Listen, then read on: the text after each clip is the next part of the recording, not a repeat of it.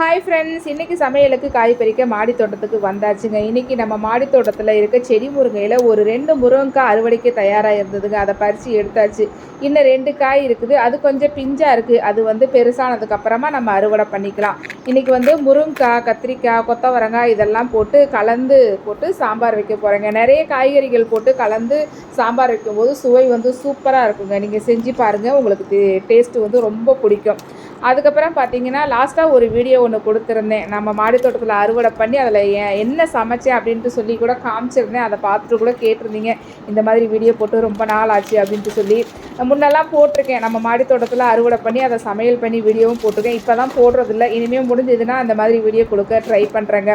அதுக்கப்புறம் முள்ளங்கி 3 அறுவடை பண்ணிக்கிட்டேன். இன்றைக்கி தேவையான காய்கறிகள் எல்லாம் அறுவடை பண்ணி முடிச்சாச்சுங்க.